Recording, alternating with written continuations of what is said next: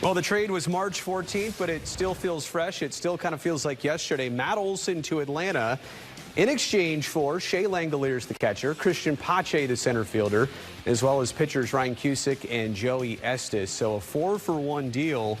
And then, by the way, Matt Olson was signed to that long-term contract extension just a couple days later by the Atlanta organization. But as we look back at this monumental A's trade, like this was one of the 4 big ones they made as soon as the lockout was over. I think the A's might have got the most out of this one. You think so? Yeah. I'm Captain Obvious a little bit? Captain Obvious. Yeah, I mean, they got a lot of players, a lot of young players with potential, and we want to see what they can do. That's it. We'll find out. We'll find out. Right. But Matt Olson, it's a gem, brother. Right. You're saying what you gave up. What you gave up. Got you those 4 players absolutely. in return. So obviously it's a weird day for us. Matt Olson's been with Atlanta for a third of the baseball season, so this is not new. It's not fresh. It still might feel that way, but today you really get to close a chapter when the A's play against Matt Olson with his new team Atlanta. Here's what Matteo had to say about that. No, I mean, like I said, it feels like a normal game to me. Just get to see some guys that I know along the way. So I don't think there's any sort of, extra trying to, prove it to anybody. It's just a normal game. There's a bunch of good people over there. I do think that, everything involved might not be, the state-of-the-art stuff. And it's, kind of have to check any ego at the door to be a part of it. And there's almost a way to rally around it, and a bunch of guys play the game hard, good guys, have fun. It's the clubhouse is similar to how it is here in Atlanta. In that sense, a bunch of guys, playing the game the right way, having fun along the way with it, that's one of the things I'll remember. So, Biff, changing leagues. He's never been a national leaguer before, facing a bunch of new pitchers. He's handled the transition pretty well. Right now, hitting .255, 23 doubles. He leads, I think, his team and high leader in baseball in that category. 7 homers, but he's come on as of late. No surprise. We know what he can do. I'm just saying maybe there is a little bit of an adjustment period. There is an adjustment period because, again, he doesn't know some of the pitchers in that league.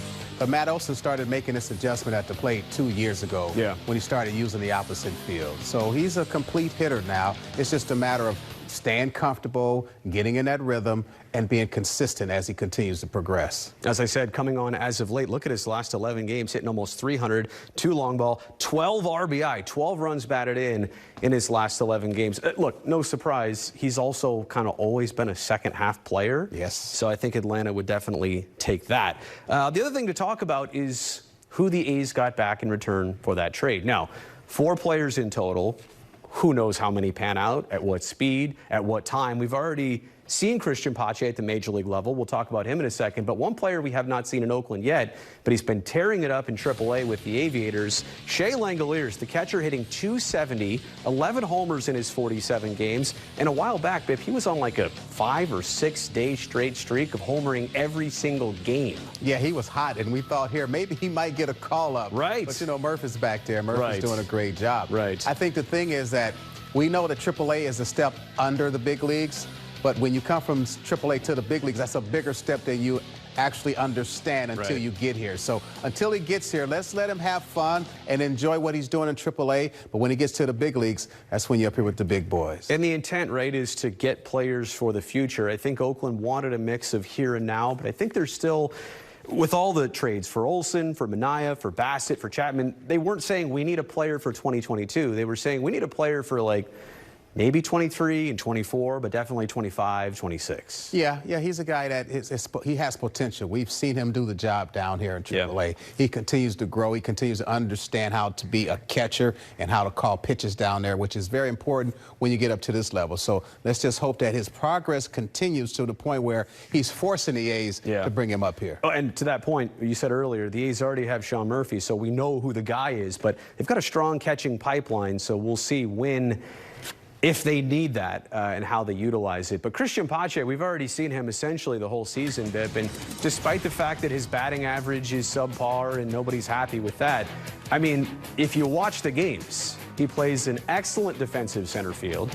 He's got a power bat. He always makes solid contact. The exit velo is great. Doesn't strike out a bunch. He's doing literally all the right things. It's just the batting average that's not there. You know, the thing I want to see is him get hot. Yeah, right. Because at some point in the season, every hitter gets hot, and you get a chance to see exactly what type of player you have. Yep. He hasn't hit that hot streak yet. We've seen Laureano hit a hot streak Right. when he came up cold. Maybe Pache's is right around the corner. It's all about the fundamentals that he has and the ability to become a better player. Like, you can see it right there. To your point, I can't wait until it pans out a little bit more. All right, Glenn Kuiper, Dallas Braden, they're going to join us in the next segment, help set the scene, and we'll keep the topic on Matt Olson. Look, there's Dallas in the background. Look at him saying hi to everybody. Elvis was there. I saw Laser there. All the high fives and hugs. Jed walking up. What a sentimental day this is going to be.